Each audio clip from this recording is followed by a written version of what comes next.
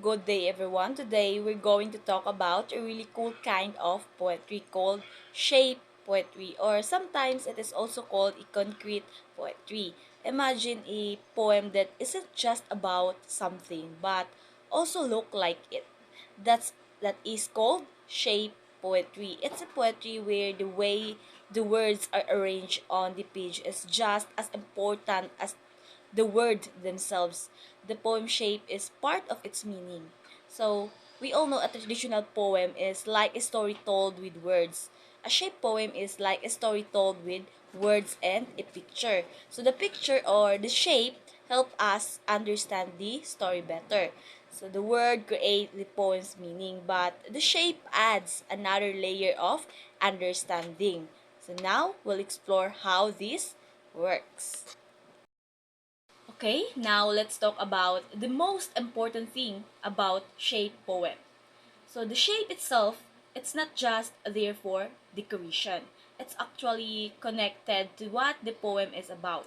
So the poem shape directly relates to its subject or the theme. So for example, if a poem is about a tall tree, so what shape might the poem take? It might be shaped like a tree, so the branches might be made of words and the trunk might be formed by lines of text.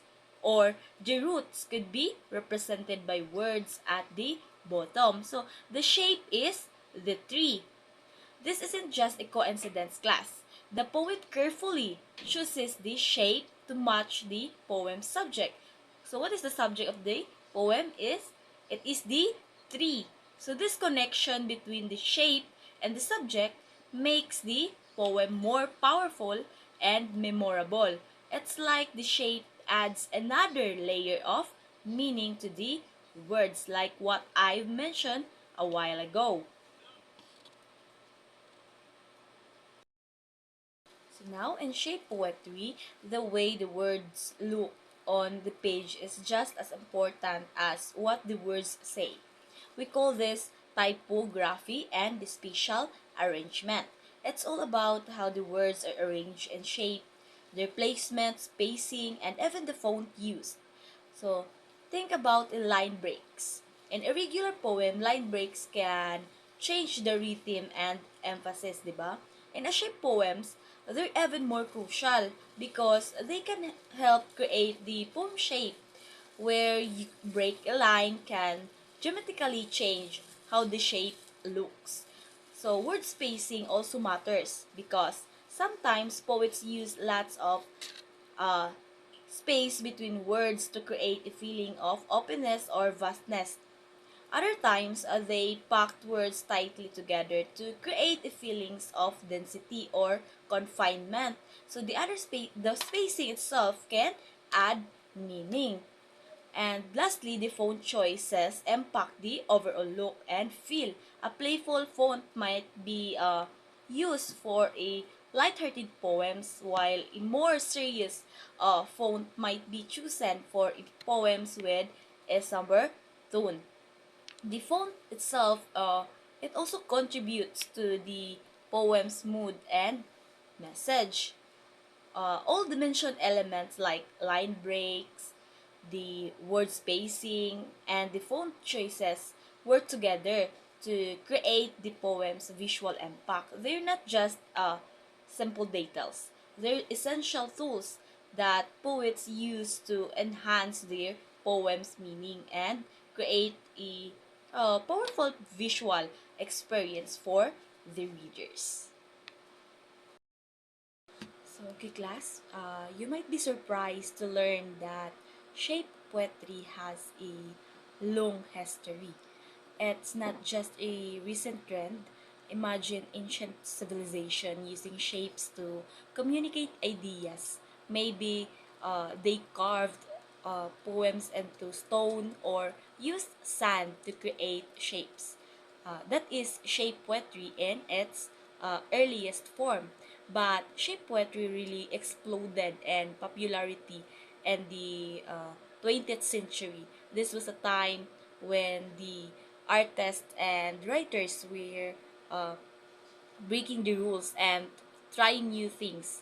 It was a time of great creativity, and exploration, and shape poetry was a perfect expression of that spirit. Uh, also, shape poetry was a perfect fit for the modernist movement. It was a fresh and exciting way to use language visually, and it allowed the poets to express their ideas in a more what we call this dynamic and encouraging way. Many famous poets experimented with shape poetry during these times, and it continues to be popular with poets today. Tama na din. Now, let's talk about some famous poets who have played around with shape poetry. One of the earliest example comes from an English poet named George Herbert. He lived a long time ago in the 17th century, and one of his most famous shape poems is called The Altar. In this poem, Herbert uses the shape of an altar, a table used for religious ceremonies, to represent the idea of offering oneself to God. So notice how the words in this poem are arranged in the shape of an altar.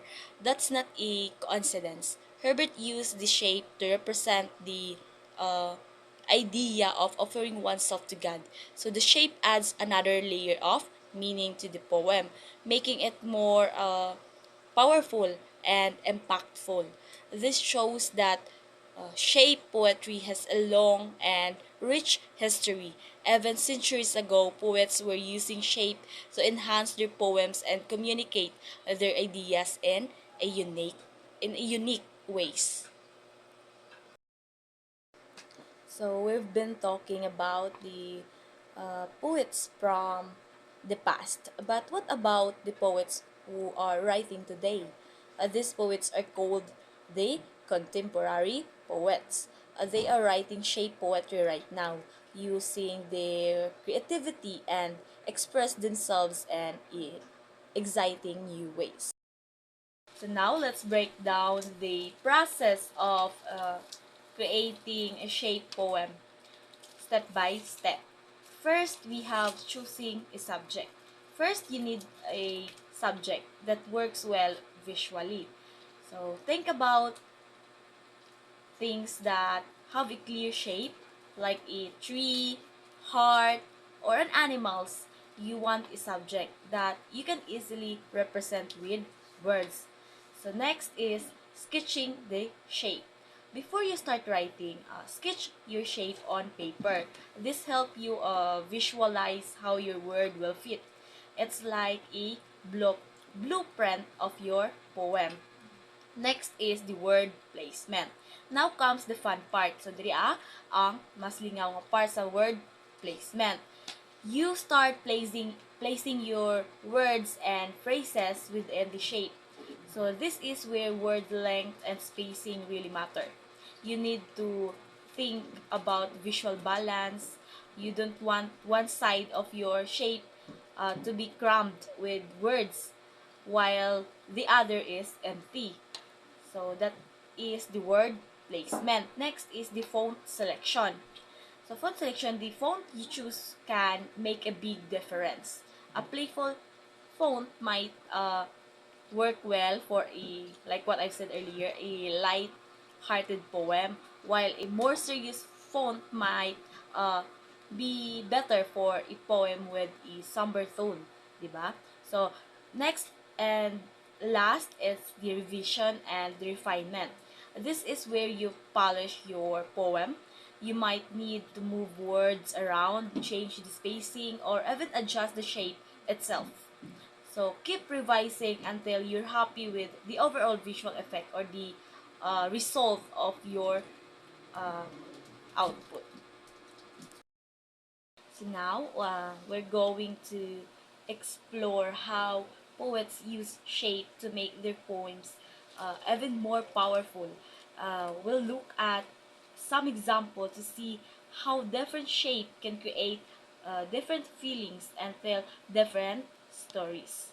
So we have our first example, the heart shape. So the word are arranged to create a heart shape.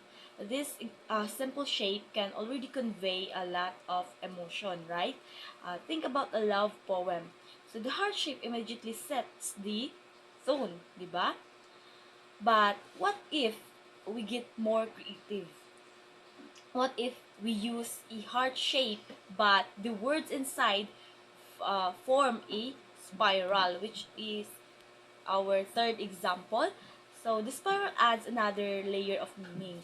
It it could also represent a journey, a growing relationship, or the complexities of love. See how the change, see how changing the arrangement of the words within the same basic shape changes the meaning and feeling. So a poem shaped like a bird, which is the second example, is and flight could really capture the feeling of freedom. So the shape itself is help the readers visualize the bird's movement and experience the feeling of freedom the poems might be describing. Since we're talking about shape poetry, so shape poetry it is a unique way to write that goes beyond just word on a page. Let's explore why it's such a valuable tool for learning creative writing. So first, let's talk about why shape poetry is so useful for learning creative writing. So traditional writing often focuses on grammar and sentence structure. Shape poetry adds a whole new dimension. It combines. So far, we've seen how amazing shape poetry can be. But like any creative endeavor, it comes with its own set of challenges and limitations. So let's explore this to better understand how to overcome them and create truly effective shape poems. So, one of the biggest challenges in shape of poetry is finding the right balance between the visual impact and the textual meaning.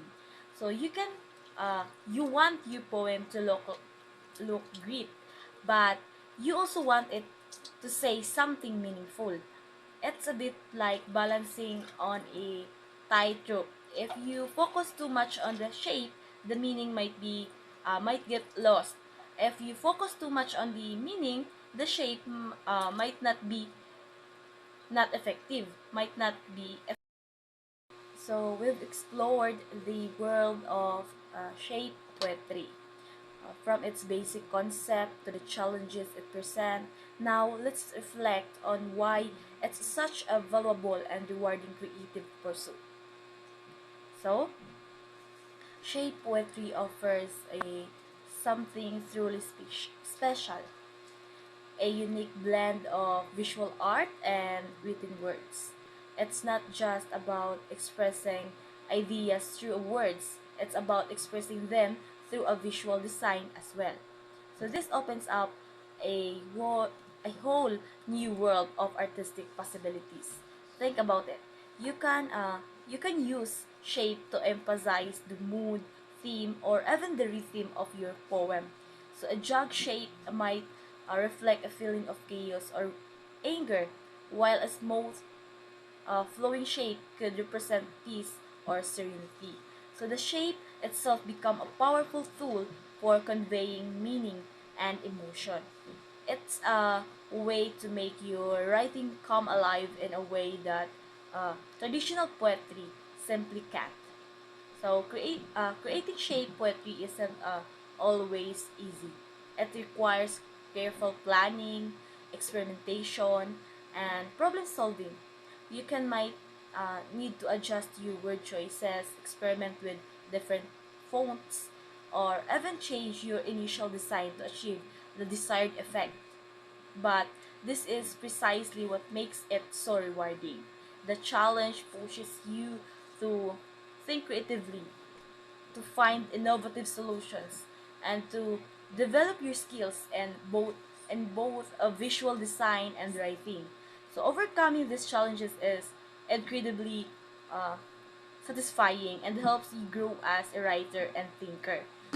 It's a testament to your creativity and perseverance. So, ship poetry is more more than just a writing technique. It's a journey of creative exploration. It also allows for unique artistic expression and presents a rewarding challenge that fosters innovative thinking and strengthens your reading skills.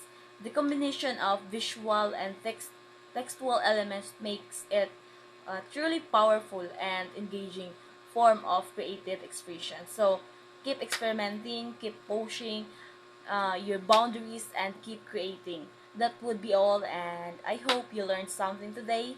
Thank you and God bless.